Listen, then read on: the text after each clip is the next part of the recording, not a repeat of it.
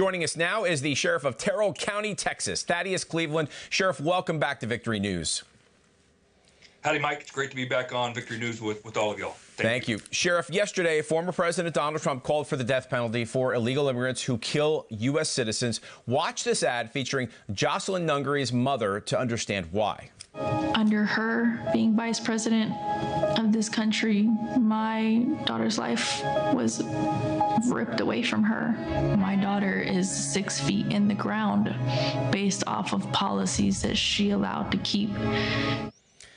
Sheriff Trump also said the same penalty should exist for those illegal aliens who kill your fellow law enforcement officers. What are your thoughts on this proposal, and does justice for Jocelyn, Laken Riley, and other victims actually begin Tuesday at the polls?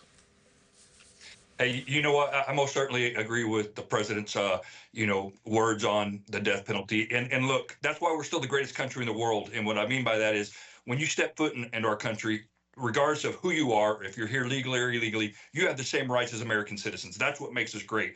But by that same point, if you are going to break our laws, you're going to commit crimes, you should have the same consequences, held to the same standards. Truly believe that. And I know here in the state of Texas, we have people on death row that are illegal aliens, and we have also put to death those who have committed crimes before. But to get to your point, I want to make just one more comment, is that, look, across the United States, those are just some of the crimes we've seen highlighted. There are many more crimes that have been committed by those that are in our country illegally that just don't percolate up to the top. We're just seeing a scratch of the surface of that. That's a very good point. Now, the New York Post reports the migrant crisis cost was $150 billion taxpayer dollars in 2023. The majority of those costs paid by state and local taxes. Listen to this example from the Post reporter Isabel Vincent. And there were some crazy examples that I found. For instance, the mayor of South Portland, Maine, was telling elderly residents who were very upset about property taxes rising that they should just take out a second mortgage. Now, I know Maine is a long way from Texas, sir, but should an American family have to take out another mortgage to pay for illegal immigrants that Biden and Harris have invited into our country? Oh, of course not. And to see that and hear that is just, mind-boggling. And further, we've seen veterans kicked out of hotels so illegal immigrants could be housed in New York. There's many other programs that happen across the states that aren't federally funded. They end up coming out of our own local pockets. And to that point, here in the state of Texas, we've spent almost $14 billion on border security. And I would love to see that funding utilized somewhere else. But right now, that's the most important thing in Texas. Mm-hmm. Now, Sheriff, you reposted a stunning fact on social media. Kamala Harris' border czar legacy includes 2,700 migrants who died crossing into the United States. How has that played out on your border there in Terrell County, Texas?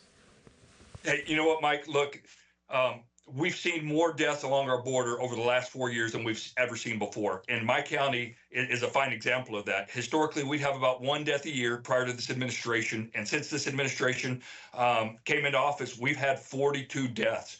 Since I've been sheriff, we've had 30 deaths in just over 2.5 years.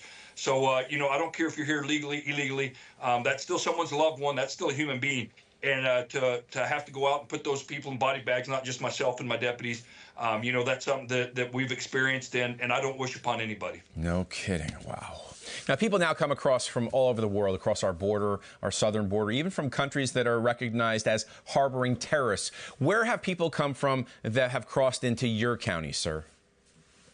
Again, what we've seen over the last 3.5 years, I don't refer it to the U.S.-Mexico border anymore. Really, it's the U.S.-world border, because so many countries utilize the Mexican border to come in the United States and successfully make their way in.